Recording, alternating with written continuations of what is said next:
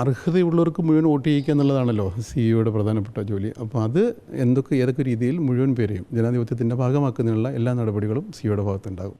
മുഖ്യ തെരഞ്ഞെടുപ്പ് ഓഫീസറായി ചുമതലയേറ്റ ഡോക്ടർ ഡി സജിത് ബാബു റിപ്പോർട്ടിനൊപ്പം ചേരുന്നു.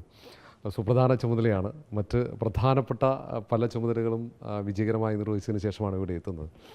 ഒന്ന് SIR ഉൾപ്പെടെ ഇപ്പോഴും തെരഞ്ഞെടുപ്പ് കഴിഞ്ഞിട്ട് സജീവ ചർച്ചയാവുന്ന സമയം കൂടിയാണ്.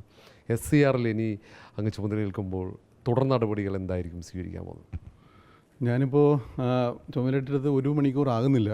ഞങ്ങളുടെ ബന്ധപ്പെട്ട ഉദ്യോഗസ്ഥരോട് സംസാരിക്കുകയാണ്. ഈ പോസ്റ്റിൻ്റെ എന്തൊക്കെ ചുമതലകളെന്ന് പോലും ഞാൻ പഠിച്ചു വരുന്നതേ ഉള്ളൂ.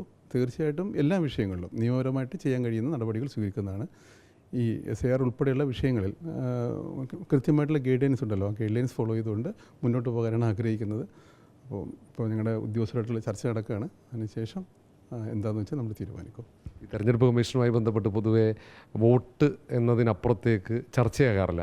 പക്ഷേ ഈ കഴിഞ്ഞ കാലങ്ങളിൽ ഏറ്റവും കൂടുതൽ ആശങ്കയായത് വോട്ട് നഷ്ടപ്പെട്ടാൽ പിന്നീട് പൗരത്വം നഷ്ടപ്പെടുമെന്ന് ഒരു ആശങ്ക നിലനിൽക്കുന്നുണ്ട്. ആ സാഹചര്യത്തിൽ എല്ലാവർക്കും വോട്ട് ഉറപ്പിക്കുക എന്നതിനായിരിക്കുമോ പ്രാമുഖ്യം നൽകുക? തീർച്ചയായിട്ടും അർഹതയുള്ളവർക്ക് മുഴുവൻ വോട്ട് ചെയ്യിക്കുക എന്നുള്ളതാണല്ലോ സിഇഒയുടെ പ്രധാനപ്പെട്ട ജോലി. അപ്പോൾ അത് ഏതൊക്കെ രീതിയിൽ മുഴുവൻ പേരെയും ജനാധിപത്യത്തിൻ്റെ ഭാഗമാക്കുന്നതിനുള്ള എല്ലാ നടപടികളും സിഇഒയുടെ ഭാഗത്തുണ്ടാകും എന്ന് ഉറപ്പ് നൽകാൻ കഴിയും. മറ്റൊരു പ്രധാനപ്പെട്ട കാര്യം കൂടെ, കഴിഞ്ഞ ദിവസം ഒരു PC ജോർജ് സ്ഥാനാർത്ഥിയായിരുന്ന നിയമസഭാ തെരഞ്ഞെടുപ്പ്, അദ്ദേഹത്തിൻ്റെ ഒരു സുപ്രധാന വെളിപ്പെടുത്തലുണ്ടായിരുന്നു. ദൃശ്യങ്ങളടക്കം പുറത്തു വന്നു. ഏതാണ്ട് 4.5 കോടി രൂപ തെരഞ്ഞെടുപ്പ് ചെലവിലേക്ക് തന്ന പൈസ ദുരുപയോഗം ചെയ്തു എന്നാണ്. അതിൽ പ്രധാനപ്പെട്ട വിഷയം 40 ലക്ഷം മാത്രമേ ചെലവഴിക്കാൻ പാടുള്ളൂ. അപ്പോൾ 4.5 കോടി രൂപയോളം ഒരു നിയമസഭാ മണ്ഡലത്തിൽ ചെലവഴിച്ചു എന്ന് പറയുമ്പോൾ അത് പെരുമാറ്റച്ചട്ടത്തിൻ്റെ ലംഘനമാണല്ലോ. അതിൽ എന്തെങ്കിലും നടപടി സ്വീകരിക്കും? അത് അങ്ങയുടെ ശ്രദ്ധയിൽപ്പെട്ടിട്ടുണ്ടോ?